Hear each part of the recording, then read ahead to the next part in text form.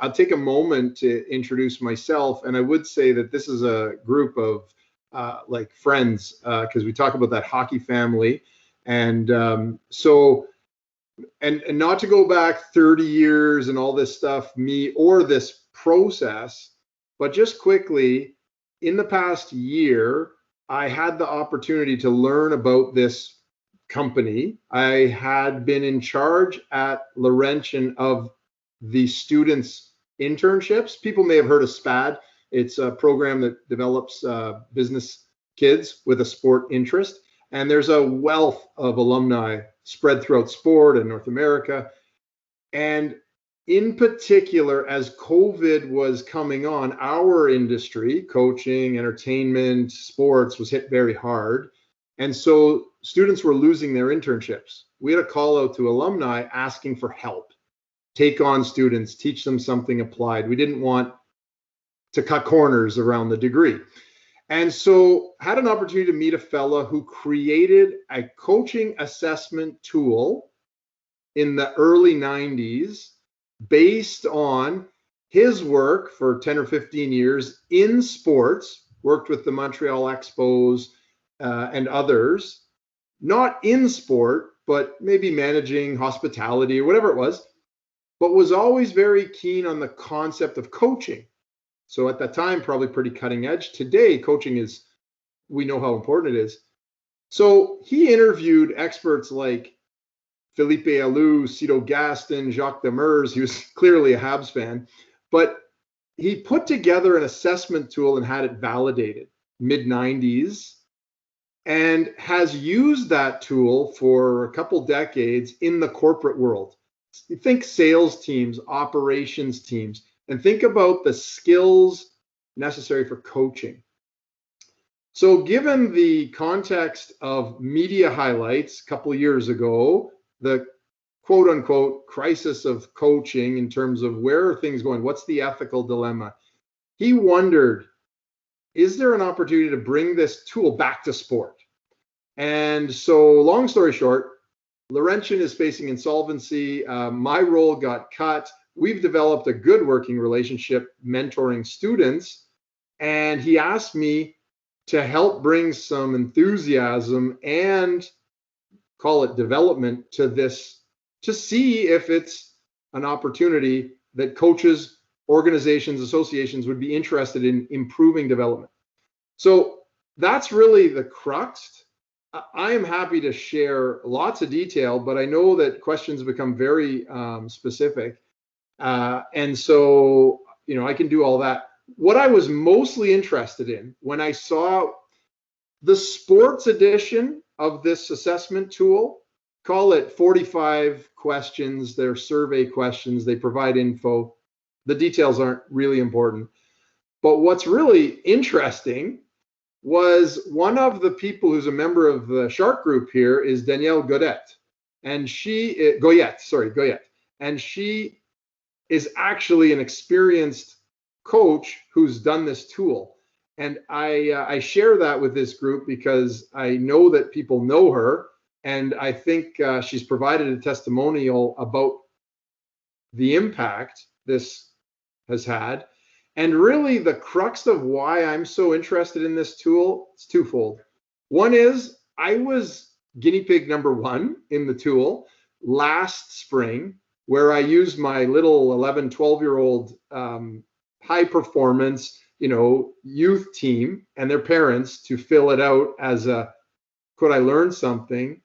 And I personally saw a tool identify a critical element that I could improve at. It was called delegation. And I could look back and reflect and say, you know what? I didn't delegate much this year. I can see how that, and then I thought, wow, this is a skill I can learn. I do some some coaching development around delegating, and suddenly I become a better coach. So last summer, I reached out to my friend who was the coach of the Sudbury Wolves at the time, Corey Stillman. He's now with Arizona. And I said, Corey, this could have an impact, especially in a development program like junior or school, where there's a natural turnover of players. and you might get these cohorts. I'm getting a little detailed, but this is where a light bulb went on for me about, hey, wait a second. I can get an objective survey tool that identifies things about me and my character as a coach from both subordinates, players, and supervisors, GMs, and learn how my skills are perceived in this group. Because I would imagine talking to this group, this is a high performance group. And so people are looking for cutting edge competitive advantage, but also looking to improve. And when Wally told me about the spirit of this group, it makes me think that this is a group of people who are not only lifelong learners, but drivers of development, innovation, and how this tool could be really interesting. So costs on it, in my mind, are very minimal. It's a complementary tool to the things we already implement. So we implement good nutrition, we implement training off ice and on ice, or off court and on court. We have a mental performance coach, Barry, or maybe it was Mike, talking about the resources players have today around performance coaches, mental performance coaches, nutritionists, trainers, physical strength conditioning. It runs the gamut. And so this assessment could be a very useful tool. Now, to share screen, I could do that. I have 2 slides to give you a visual. But where I thought this group might have the most interest in exploring how this tool could be used is, rather than thinking of the tool as a top-down, bottom-up assessment from the GM or athletic director to the head coach to the players, is really around putting that head coach in the top role and putting your goalie coach, your goalie might be a little narrow, but your assistant coaches in the seat to learn about how they're perceived from a credibility perspective, from a skill perspective, as it relates to the players. And so this is where I thought some really interesting learning. I don't know how it would work in the context of today's call as it relates to short-term tournaments and coming together. But when you have a season and can recheck in a cycle in sort of our standard development programs, could be a really interesting thing. And the reason I'm here today is because Wally was filling me in. I don't know how much time people have, so I really am going to sort of summarize. But I reached out to an old friend, Paul Henry, last week. And I've known Paul for 30 years. And immediately he said I needed to talk to Wally. And then we talked. And that's why I was here, because I'm enthusiastic about the tool and what it can provide in terms of insights as part of that toolbox. And so I was thinking I might just post my email and my and a little bit of background that you could go look at. I recognize, and I'm actually thankful there aren't as many members, so that I can answer some questions. And I would love to sort of leave you with that, taste, or that seed planted, and offer an opportunity to answer some more specific questions that this little presentation might have raised in your minds from your experiences. Mike, Andrew, if you'd like to show the slides, I'm going to ask the Sharks to share information with you related to what you've talked about. Everybody Absolutely. Here, Jordan Fenton hasn't introduced himself. Jordan, would you introduce yourself, please? He's a principal of a school. So we've got different perspectives, people who have experienced all kinds of things related to what you're talking about. So Jordan, could you introduce yourself, please? Hi, I guess Wally's already mentioned I am a principal of a school, administrator at a elementary school now, just outside of Calgary in Chestermere. Been involved in hockey for quite a few years, and at all different levels, and both on the male and female side, and had the privilege to work with Barry, doing some mentorship pieces at some short-term competitions, and so I've seen both the short-term piece as well as coaching for full seasons. So But this is something really interesting, Andrew. Question and that I would have for you is, how many times did you run the survey with your parent group or with your own team through a season? Okay, great question. Happy to answer that.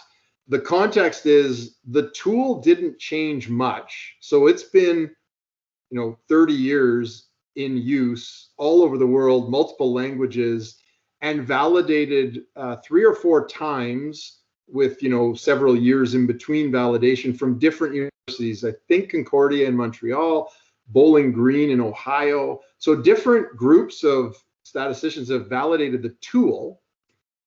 Specific to answer your question, one time. So it was postseason. COVID had abruptly shortened the season, and a very vague coaches survey was sent out.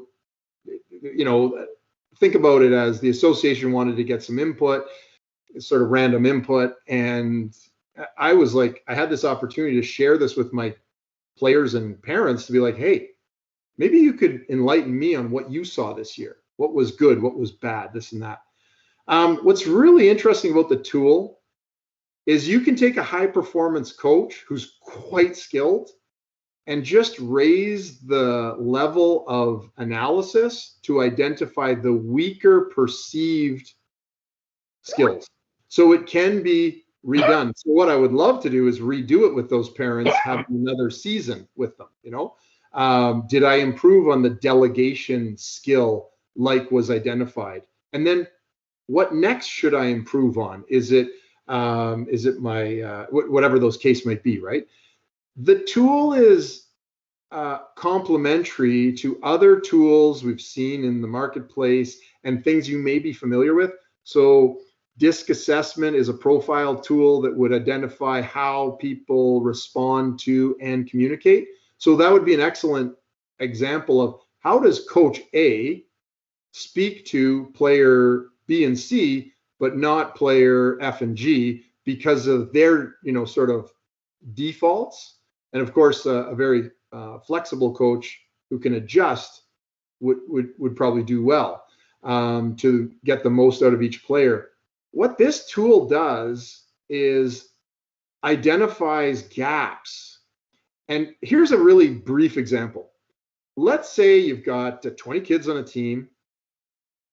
10 of them score coach as very poor, giving them a 1 on this one thing, but 10 of the kids score them very high, giving them a 4 out of 4. Well, the average is sort of 2.5 when you add it all up and divide by 20. Not bad, very close to the average. It's kind of good, but you're seeing a real differentiated sets of groups. And so the example I used when I was sharing this with Corey Stillman last year was, hey, do you tend to lean on your senior players a little more than your freshmen, your rookies?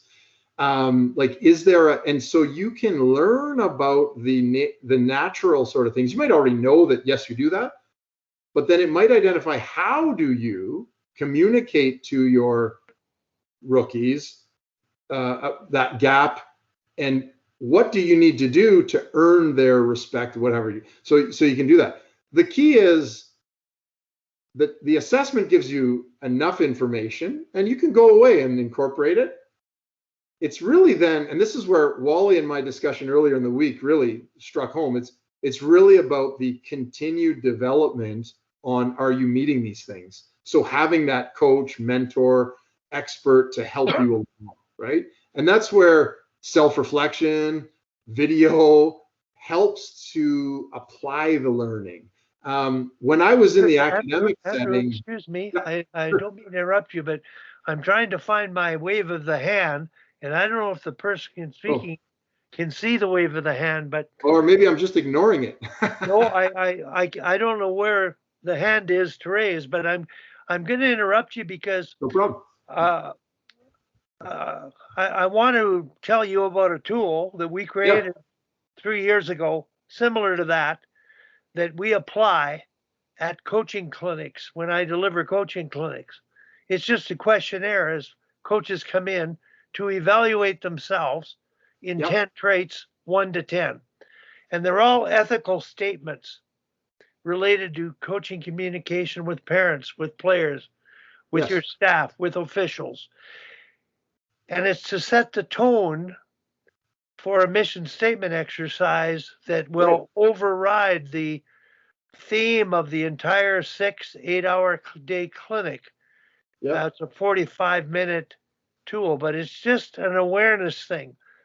They're immediately looking at themselves and thinking about, how do I relate to coaches?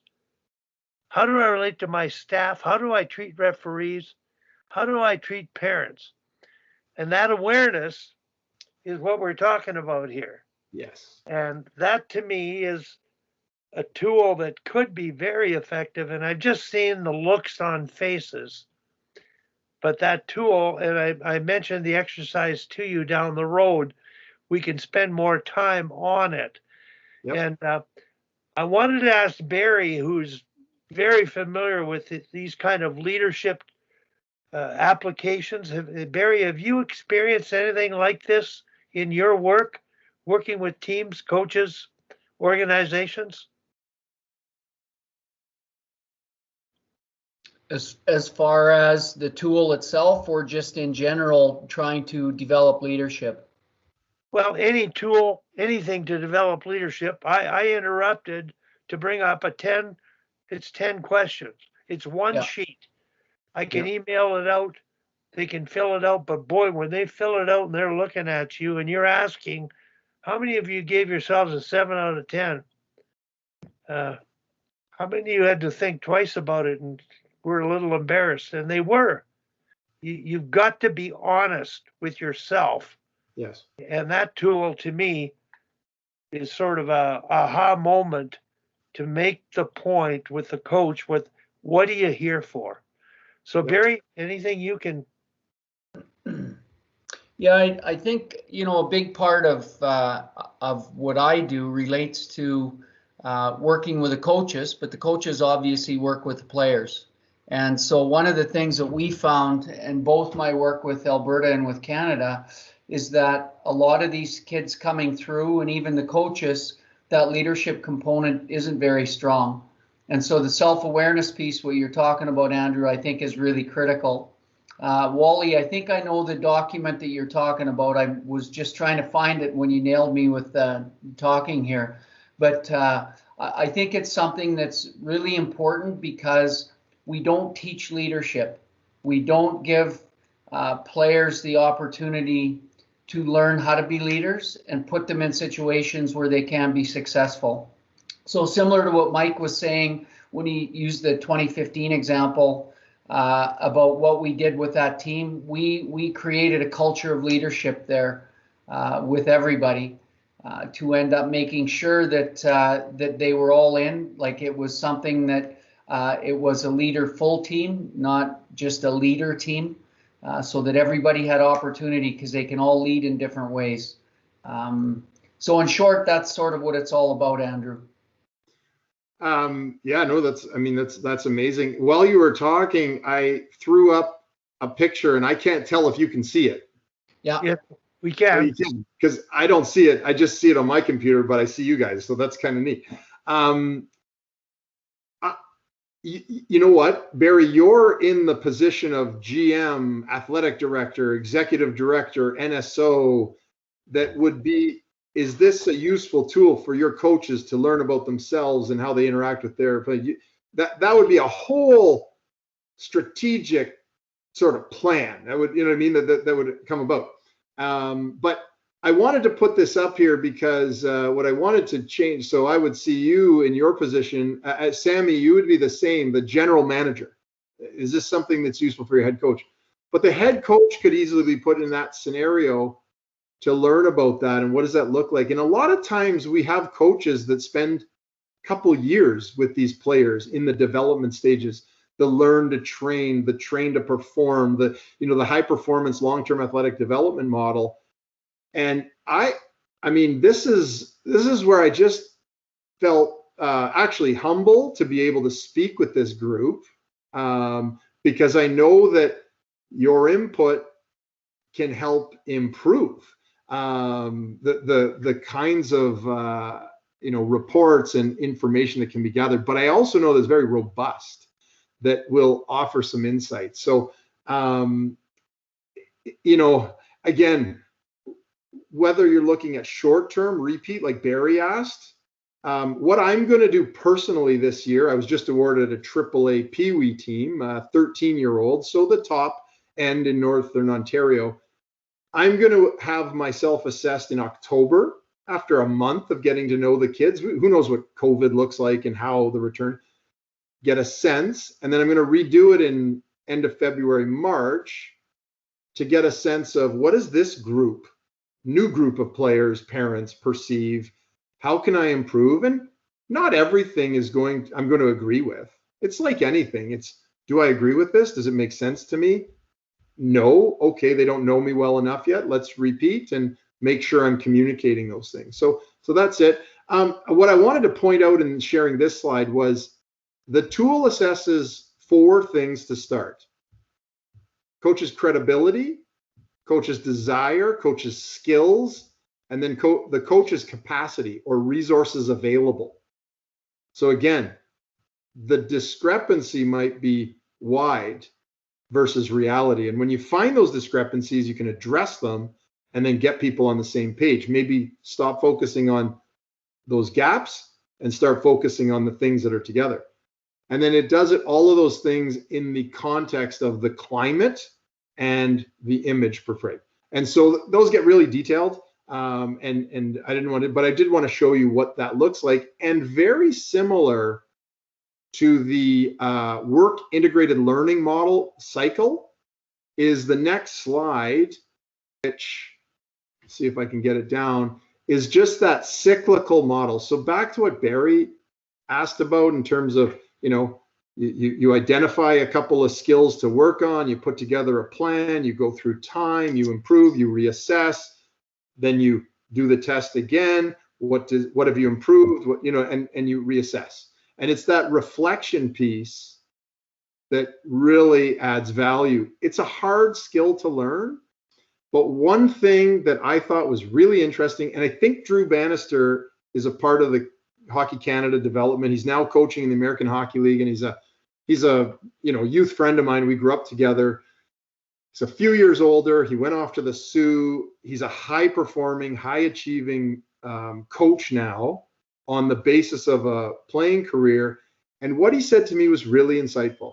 He said, once you get to the pro ranks in the NHL, if you don't have the ability to self-reflect, you're not going to stay very long. And this skill in developing our players and developing ourselves really is a critical tool. We use video, we use things to objectively observe. And I always use the analogy with my business students. Carey Price watches goalie footage of himself of the night before so he can see if his angles were right or wrong or whatever. That's an easy way to do it. To be an intern, fetching coffee, preparing spreadsheets, looking at marketing slides, very difficult to get a snapshot of your performance. So that self-reflection is key. And it's very rare that we have video of the coach at the end of the game to watch. How did he talk to this player versus that player? What was his decorum? How was his message? Was he emotional? I know, Wally, you mentioned that that's a tool you guys use at times, but the majority don't. And so this kind of skill could be really useful. And that's what this thing will do. So anyways, that's all I wanted to share on that. And just kind of give you guys a little sense of what it could do. And happy to answer any other questions that Wally or the group might have. I see your hand is up. Yeah, Barry, I just wanted to point out that simple sheet used at coach certification clinics, just for them to evaluate themselves. On that particular sheet, there are 3 other rating columns to be done by players and parents. And just the coach doing the evaluation, knowing that players are going to do it and parents are going to do it, it may not happen, but in some associations, they use that form to select coaches in the end of the season. Because if you're not rated very high by the majority of the parents or the players, in minor hockey, you're not likely going to come back. But it depends on the board. It depends on the politics of minor hockey executives. So, Kim, go ahead. Thanks, Wally. I was just going to piggyback on that our organization does have a parent survey or a team survey that goes out to all the players and coaches on our, I believe it's U15 and up. It goes to the players as well as the parents. I think below U15, it's only going to the parents. And it varies by team how much uptake there is, like how many people fill it out.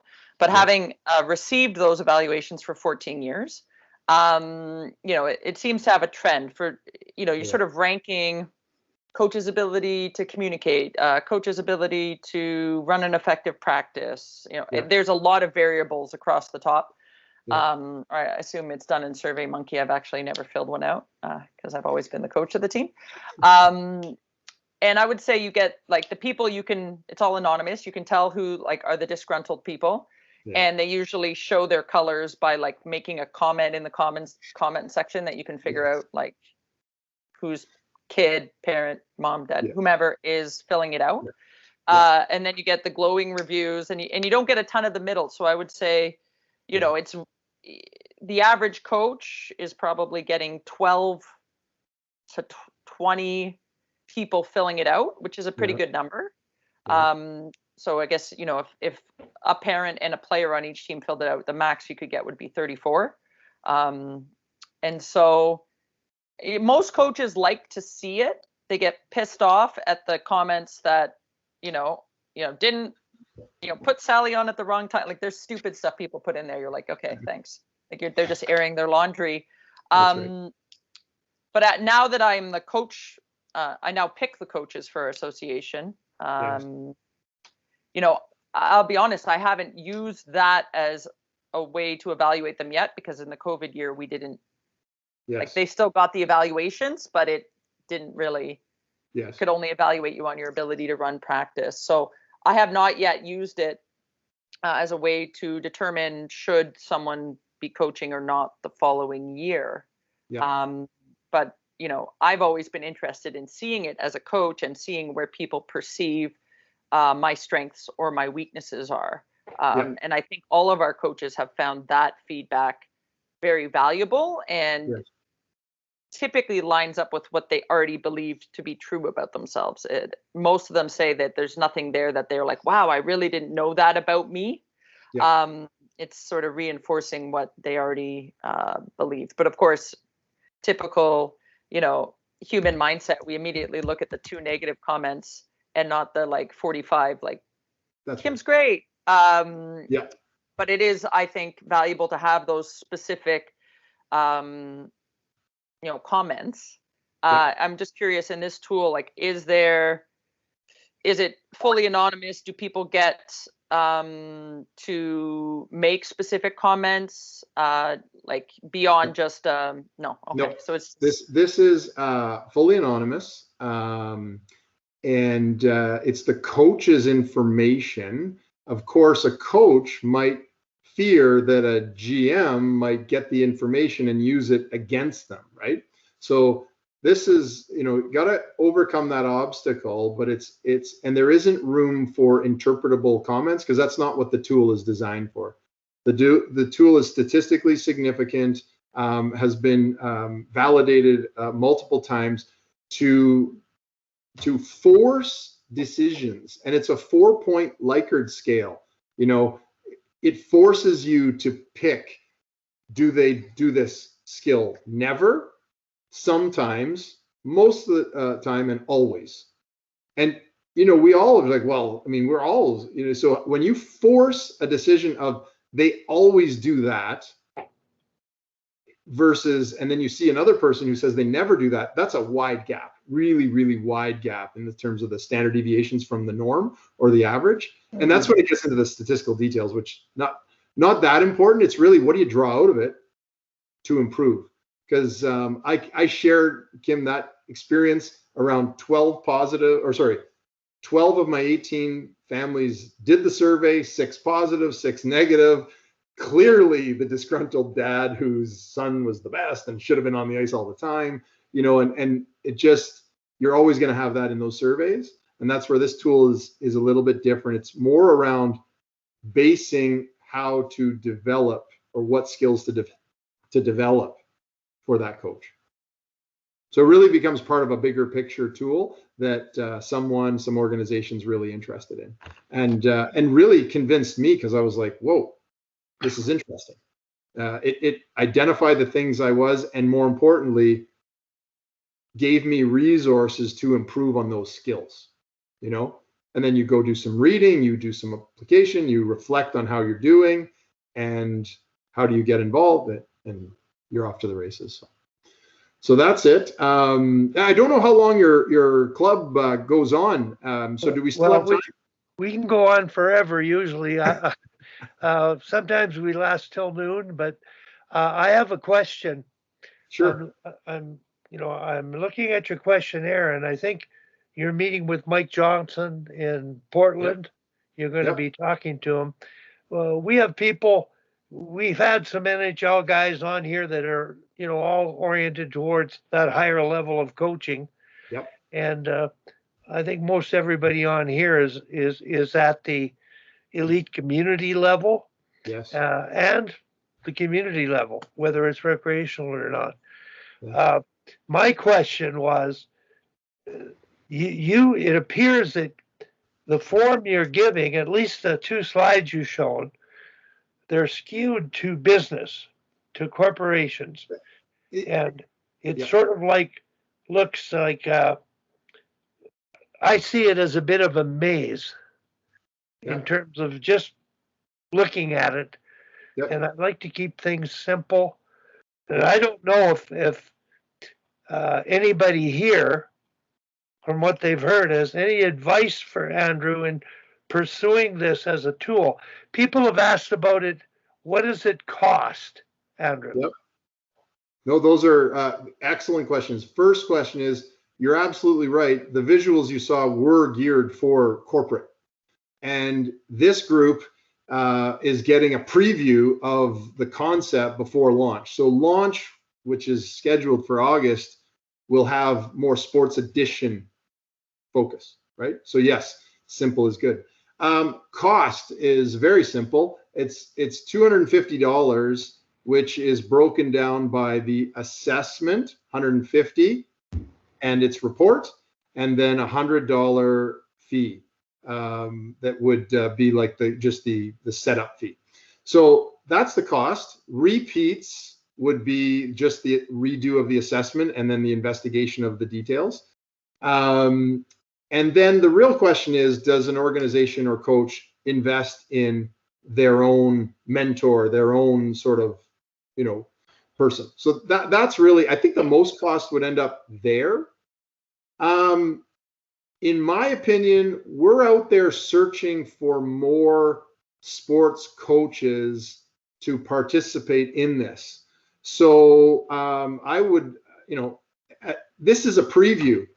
We recognize that we're looking for ambassadors, mavens, and people who go, there's something here, and give feedback. So I'd be more than happy to explore,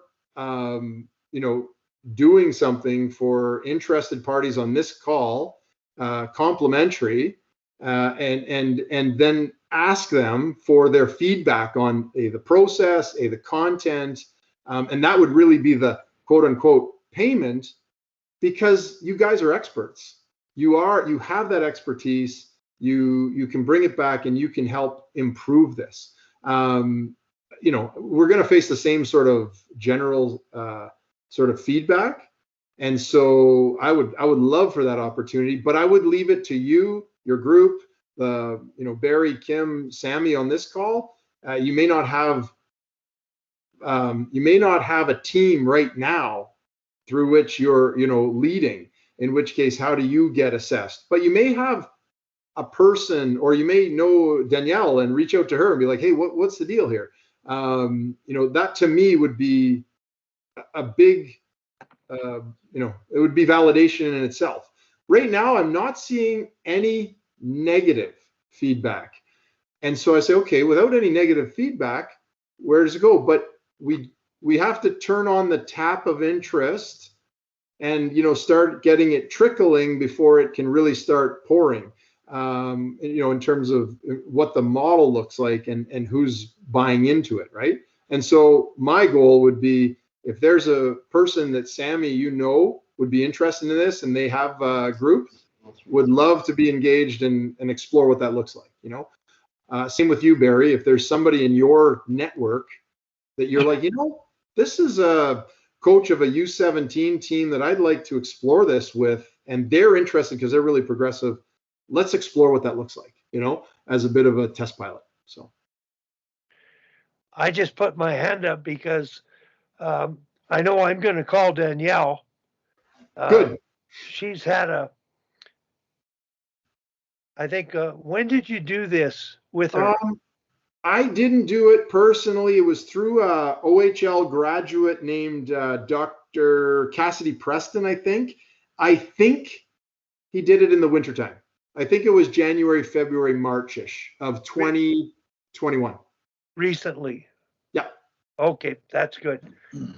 Because one thing I would actually like to tell this group is that the number of, and I have a one pager I can share with you, Wally, is that female coaches, women sport coaches, so men, dads coaching girls sport, have had a significant interest in this compared to the group. So if we've done 30 or 40 coaches so far, closing in on half of them are involved in girls sport. Well, that kind of makes sense, but it just seems like a really strong focus in learning and having a competitive advantage.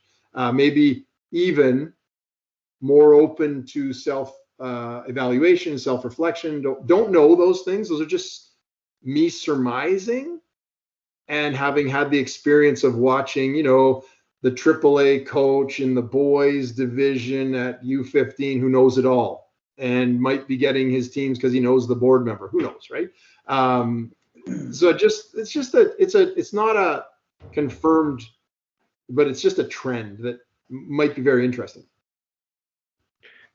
I'm wondering if Kim, do you see any possibility of experimenting with this within your organization? Kim's in Toronto. Oh, sorry, I'm muted. Yeah, I think so. We have 32 competitive teams in our organization, and then another 40 to 50 house league teams. So I think it's something that,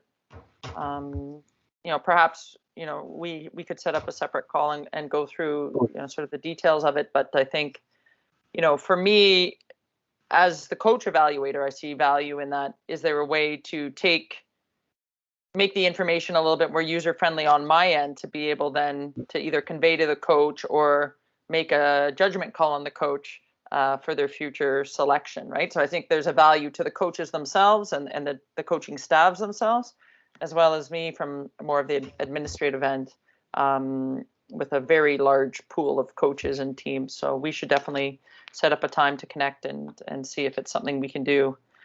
It would certainly give you a lot of data points if we could go through with that many teams. Yeah, no, I just got the questions about cost. They just popped up on my screen, so I don't know why they're delayed. But anyways, I think I answered them for Barry. I know you said you had to bounce, yeah. So totally understand and appreciate the opportunity to share. I posted my email, so if I get any inquiries or like to set up another call, happy to. Okay, the one thing that I'll have to do is just check to see where we would be at it. I'm in such a different circumstance, Andrew, with working with short-term teams that It's a little bit different. And the cost might be a little bit prohibitive, especially with what's happened the last while. Oh, no. Certainly, I will bring it up though, and I'm going to send the information. Sorry. I would love to have a time to explore with the expert, the person who created the tool, and what does that look like around short term, right? And is there value, is there not? Like, I think maybe there's a scaled down version. I don't know. Those are lots of questions that this group kind of affords me. So I can use that and bring it back to them. Okay, and what I would do, I have your email address as well. I can share mine. So if you find anything out in regards to that, that would be great. Yeah, okay, for sure. That's super. Thanks, Wally. I got to run. I got a meeting. Okay. Take care, guys. Sammy Joe? Let me just come off mute. You know what I specifically love about this tool, Andrew, thank you for your presentation, is I work as can you guys hear me okay? Yes. Yeah, okay. I'm just up in Northern Ontario, so the reception is a little bit slow for me, but. Me too. Oh, nice. We're up in the Haliburton area. Where are you? Sudbury. Oh, you're Sudbury. Yeah. We were in Sudbury a couple weeks ago shooting Letterkenny. Oh, nice. Cool. Yeah, they put the ice in somewhere to do it, eh? Can't remember where. Something with a T. It starts with a T. Tom Davies. That's right. Tom Davies in Lively. Yeah. No, you're in Rebecca Johnson territory right now.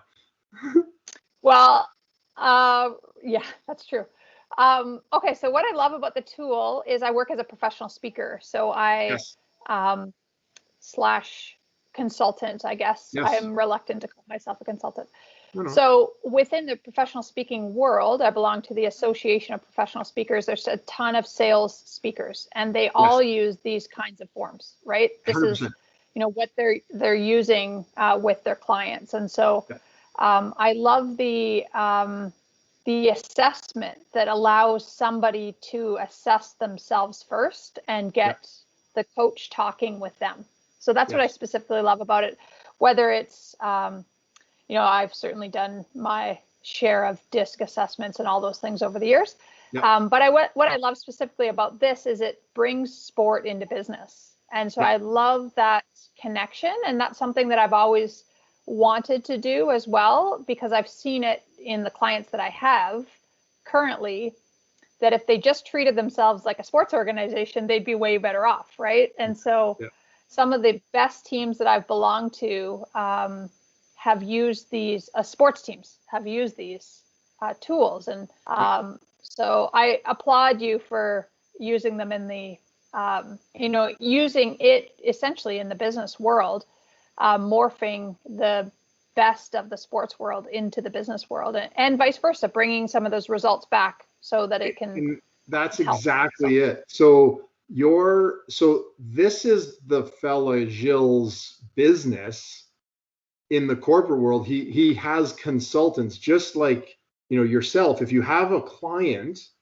who's looking for advice on this or that, that's great, and it could span a number of topics. But if it spans the topic of improving a manager, sales manager, whatever's coaching abilities, or flip the word, because you're just using that label, the word coach, or the coach's management abilities, because you're just really playing with the term, and that's what's really the neat thing about it. And so he has. And what I love when I go into a client is, I want to fix the problem, because you can see the problem from the outside, right? So you want to fix the problem, but that doesn't help them. If they're going through assessments like this, they are able to fix it themselves. And so that's what I love about it. And that's what I love. So you can be the consultant, interpreting, helping. Yeah. So I just got certified to do that. And that's exactly the opportunity that exists, right? Because ultimately you're just trying to help performance. And this is one tool. It's not the only tool. It's just one for that, for that problem, right? So. Yeah. And tools like this are very good for those of us that just like to talk and not listen. This is a very good listening tool, which I'm always appreciative of those tools. Yeah, no, for sure. So thank you. No, thank you. That's just my 2 cents. Yeah. Me. I just wanted to run this by Kim. Kim, I think we had talked in earlier Sharks calls about parents coaching their kids. You know, they didn't know anything about hockey, but in some way they had an ethical base that they would be really good coaches because of their communication skills and their ability to get along. And then we also talked about someone had mentioned the know-it-all coach at the competitive level who would benefit from this kind of a form. And it's a matter of how to use the form or whether the form, how it's taken. So, Kim, I don't know to what degree. I think you've got a pretty good handle on the ethics of coaching out there. But what we've heard before is that, generally speaking, in your association, the coaches have they're doing it for the right reason. And because of that, they're probably doing pretty good jobs. So I'm not sure. I'm really curious about what you said, Andrew, about the difference between coaching men, coaching women, male coaches coaching women, parent coaches. There's a whole different dynamic there. Well, Wally, I can speak to that just quickly. Like in our organization, if we have 32 competitive coaches, 8 of them are non-parents. So 1/4 of our coaches are non-parents, or sorry, I guess they could. I'm a parent, but my kids aren't on the team. That sort of thing. So I would classify myself as a non-parent coach. And so interestingly, in a lot of the surveys we've already done in the past, you know, the non-parent coaches get very high scores typically on, you know, what I would call like the soft stuff or the softer skills, like their ability to deal with people and conflict and like the really important things that sometimes we don't validate as much as someone's ability to like run a very beautiful practice. And the flip side is typically the non-parent coaches get higher scores in terms of, you know, how effectively they run the ice and, you know, how they add in things like mental training or physical training. And so there does seem to be a discrepancy. Also, a lot of our non-parent coaches tend to be much younger and wouldn't have as much business experience. So they may not have been exposed to this type of analysis or self-reflection because they tend to be, you know, late 20s, early 30s, and maybe haven't, explored that side of their professional career yet. So I do think in our organization, at least, there is a bit of a divergence there, and that typically our non-parent, or sorry, our parent coaches have a lot to teach our non-parent coaches, and vice versa. So there's a lot of in-house mentoring that can be done there. Because I find do that, Kim? Do you have a mentor program? Yeah, you're looking at it. I don't have a program. This is another thing on the list of things to do. But what we do try to do with our non-parent coaches is give them an assistant or somebody else with them who has experience coaching within our organization. So we have a very high retention rate, especially amongst the parent coaches. They just, you know, stay around and even want to come back after their daughter has graduated to help out.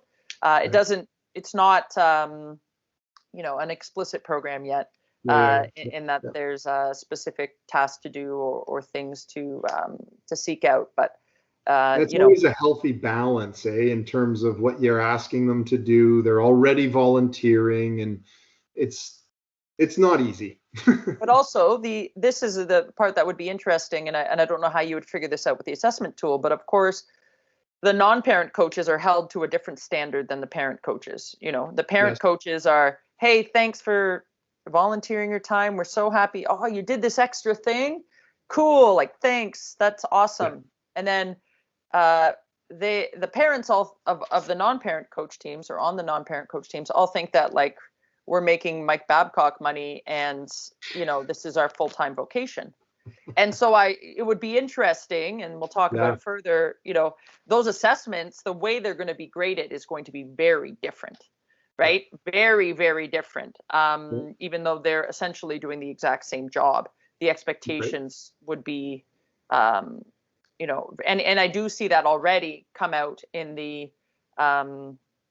assessments that we already do, right? Anything that parent coach does is just amazing. And I agree, it's amazing given everything else they have going on in their lives.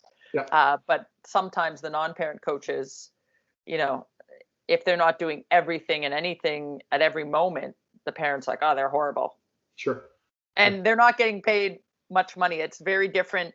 The boys hockey side, at least here in Ontario, if you're coaching a minor hockey team at the AAA level, AA level, even single A, the money is double, triple, quadruple what paid coaches are getting paid in minor hockey in the female side. So the expectations. I'm up here in the boondocks, and I don't expect any money, even though I'm coaching a AAA team and will invest a lot of time. But you know, I've heard stories about old teammates of mine in the GTA that I'm baffled. I'm baffled. So, actually, but anyways, maybe I should go coach on the boys' side just for that side of it. Exactly. But, no, I do think it's an interesting tool. I'm excited to chat with you about it, and I would be, you know, very fascinated to see the trends. And again, with our huge organization, you might actually be able to get all the trends just in one shot. So we'll set up a time to chat for sure. I really look forward to that, Kim. You have my email, so send me a note, and I'll bring in some experts to answer more questions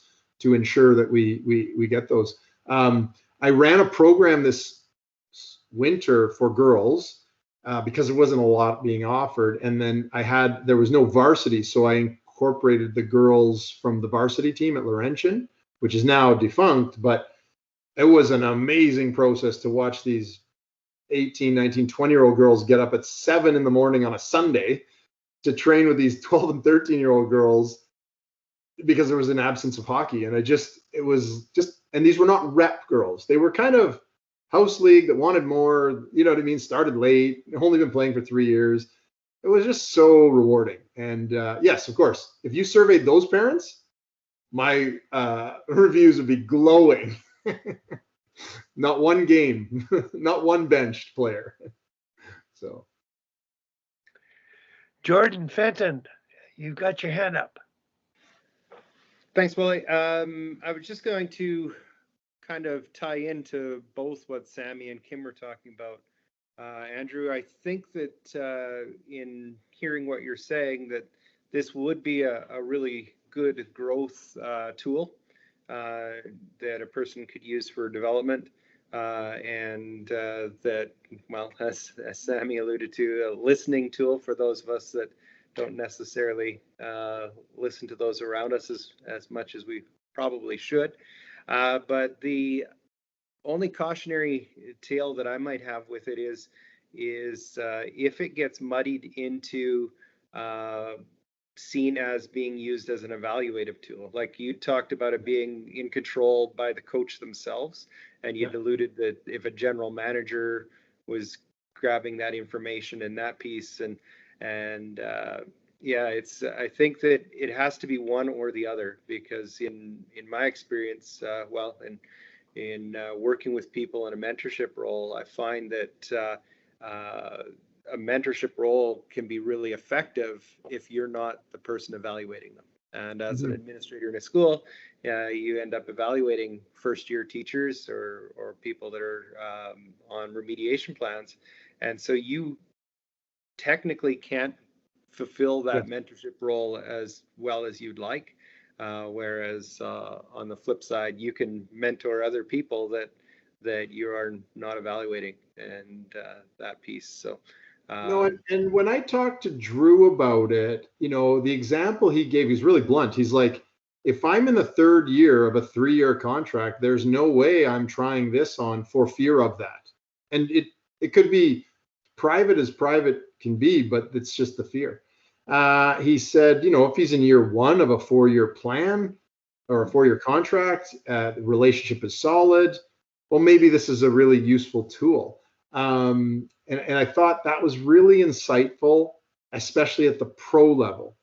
And so you are quite right. It becomes about who's driving the process, who owns it, and then what is the intent, right? And I think the intent, the spirit, it's very similar to the intent of this group, which is lifelong learning, growth, open growth mindset, like the kind of idea that says, hey, I'm going to learn about something. I'm not going to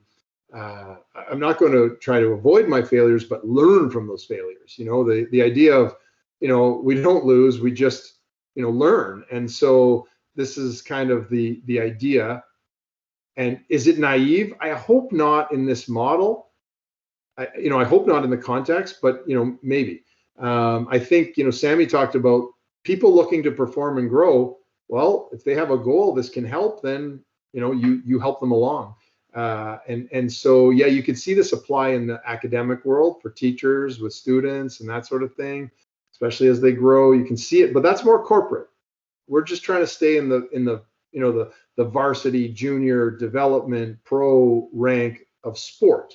And we've been sort of thinking about team sport versus individual sport, right? So think of the golf professional who has a bunch of clients who are all paying them to learn technical.